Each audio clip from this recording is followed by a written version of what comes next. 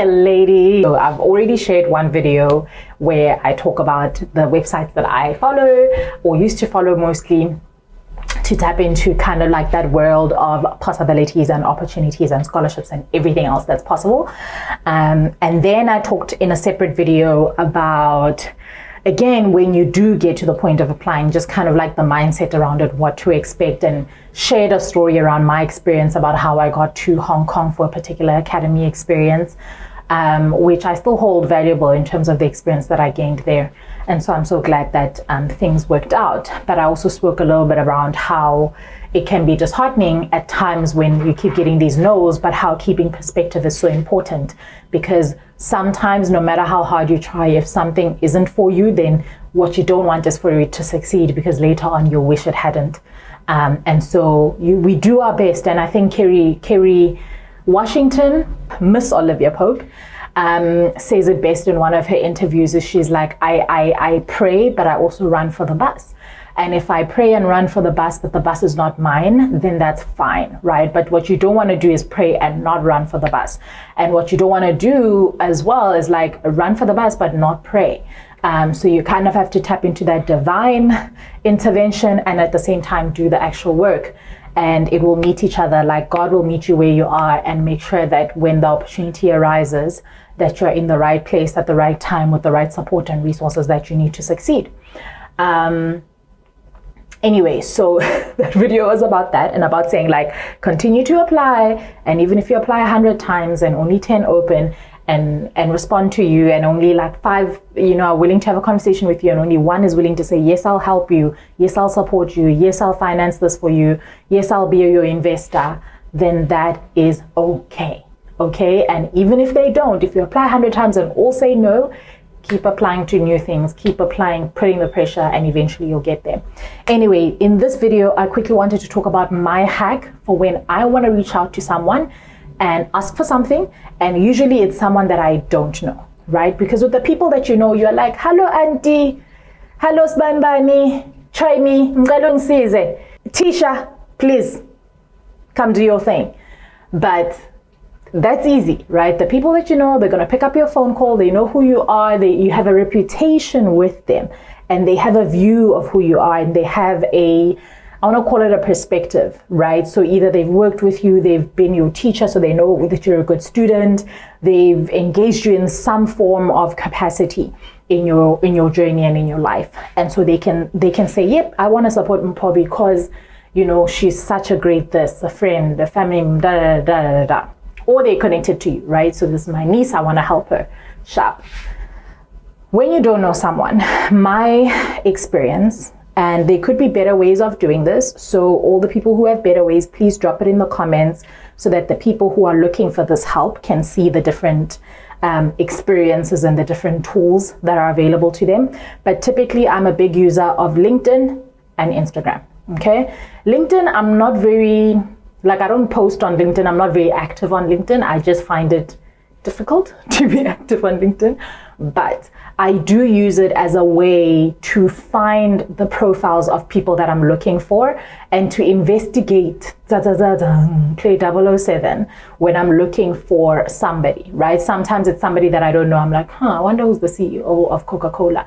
And then I go on and I search. Of course, you can also find that out on the internet, on Google, but there are sometimes certain positions that maybe aren't always available on Google, maybe because that person has never been profiled, doesn't have a public profile, or whatever the case may be. But sometimes LinkedIn is just a great way to see kind of like their profile, their background, where they've worked, who do they know, because LinkedIn will tell you like if you guys have any shared or kind of like mutual friends or followers.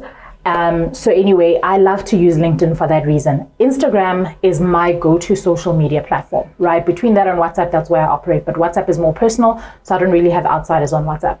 But Instagram is where I can tap into kind of like the larger existing ecosystem of humans out there in the world. And so I scour the internet a lot. I spoke previously on the other video about how I'm embarking on a new entrepreneurial journey. I've been scouring Instagram the whole morning. Okay, and I've scoured it for days now, but this morning was when I was scouring and then reaching out. LinkedIn as well, when I know that I'm looking for a certain type of person, I typically use that to scour. So here's the first thing I do is I go and I scour and I'm like, okay, I'm looking for, and I've actually done this before because there was a role I wanted in data science previously at my previous employer. And I don't know much about data science apart from the things that I've read, right? And I'm really like hectic about, like, if I want to do something, I will read everything I can find about it. I'll get down to the atoms about that particular subject matter. Anyway, so I was looking for somebody who was working in data science, who beyond the books and the research on the internet could talk to me about the practicalities of building a data network and infrastructure. And data infrastructure. So I went on LinkedIn and I put in the search box, data science, data analyst, data whatever, all the things I'm looking for. And it threw out all the people that have data something to their names. I then scoured because I was looking for a certain role. And so I was looking only for a certain call it level of seniority in that role, right? Because I wanted somebody who had an immense amount of experience, had been doing this in multiple companies and that kind of stuff. So, and maybe this is a good point, is before I do the scouring, I do kind of set my parameters or criteria for the search. So like I said, I'm looking for these, like data infrastructure, data science, data analyst. And then I kind of like went down even further and I said, I want somebody who works in these countries, somebody who has this many years experience, has worked at least more than one company doing this role or one of these roles. You can go even further, right? You might be looking for someone who studied at a particular place because you want to apply there, whatever the case may be. I then set my criteria and then I scour. And then the internet said, okay, here's all the people with the data and Ntontoni. I scoured even more and I narrowed it down for all the criteria to be met. Then I had my list and I've got a list next to me and I'm penning it down. I'm like, okay, here's my 25 people or 35 people, let's say, that I need to get in contact with. Then I go away and I create a template. My template will say, hi, so-and-so, dear so-and-so. I hope you're doing well. My name is da-da-da-da-da. This is who I am. This is what I do. This is why I'm contacting you. I'm hoping that you could do 1, 2, 3 for me. And usually it's just like, I would love to hop on a call with you. And here's the purpose of why I would want to hop on the call with you, da-da-da-da-da. It will be for this long, da-da-da-da. I'm hoping to get this out of it. And of course, if you're keen to always keep in contact, even if it's a person that I'm looking for a one-time connection with, I might say, if you're keen to continue the relationship, I'm always open to that and would greatly appreciate it, because I understand in that moment, I'm asking someone to take time out of their day to talk to me, to help me. And in this situation, they are unlikely to be getting much out of the interaction, right? I can't offer them much unless it's a company that does that kind of work, and maybe they could potentially partner with my old employer at the time. If they were just an individual employed somewhere and doing something, like, I wasn't necessarily offering anything from them, I was asking them to give. And maybe the only offering that they get out of it is that they might be feeling good after helping me, right? Because everybody feels good when they help somebody else. So anyway, I create this template, sign off, kind regards, yours sincerely, Jen Jen. Okay. And then I have my template. Now I go and it's day 1.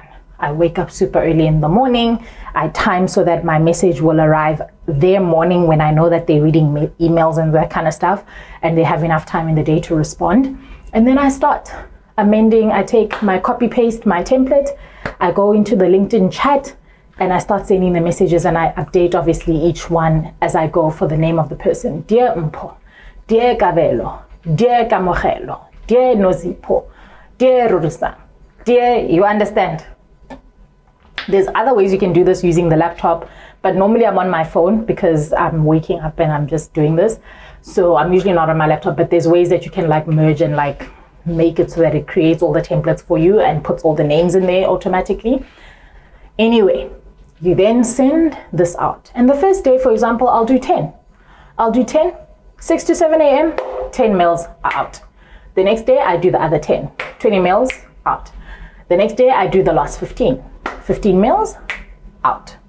35 people, I've gotten in contact with them, and now I wait. The no's start coming in, the yeses, the maybes, the try again next week, I'm traveling this week, and then I say shot, put down their name to make sure I follow up, because following up is a skill, and that is a skill. One thing that auditors understand is to follow up. It is key to follow up. When someone says, try me next week, because this week, unfortunately, ziawa, but next week I'm going to be peaking. You don't want to miss your chance, because what that also says to that person is, she really wants the help. She really needs the help. Let me, at the least I could do is show up for the Mokel for 30 minutes on a Zoom call, okay? So you want to make sure you're following up. So I do that. I do that on LinkedIn, and I've done it before, and I've been able to bring on, to at least get initial conversations going with potential clients. As a result, I've been able to get an actual mentor session or a coaching session with a data engineer, a chief data engineer, who I thought was absolutely amazing. Gave me an hour of his time to talk to me and talk me through kind of like what are the things I needed to consider for this role, for the organization, in order to build a really good data infrastructure and data network. And I've used it now in embarking, in fact, not just now, but multiple times. I used it for the Hong Kong thing. I had my template. I'm using it now as I embark on my entrepreneurial journey. I've used it in building blocks back in the day when we were still looking for schools and organizations to partner with, sending out those mails. And so it still works. And even today, I sat down, had my template, sent it out. I meant send out. And I probably have reached out to maybe 50 today, organizations that I want to work with, or that I'm hoping to work with. And I've received a couple of no's, like I said in the previous videos, but I've also received a couple of, oh, here's the right person to talk to. And they've given me an actual email address and a number. And I've received a couple of, oh, wow, we are interested. Let's talk some more. And so this for me has worked. If there's a better way, please, like I said, share it in the comment section. If you do try this, let us know how it goes. But like I said, again, it's all a game of never being discouraged, always pushing through. The disheartening effect is there, but push through it. It's just an emotion, and it's a fair emotion because you're a human, right? The emotion will come. You'll feel like, oh, send an email, send a message. Why am I not? Why? Sender. Stay the course. Keep pressing. Something is going to happen. And if it doesn't, it wasn't your bus. Your bus is coming. You haven't missed it, but you will miss it if you're not active in your own life. Be engaged in your own life. Anyway, now that I'm starting to clown, I'm clearly hungry. Thank you so much for coming. I hope you have a fabulous day.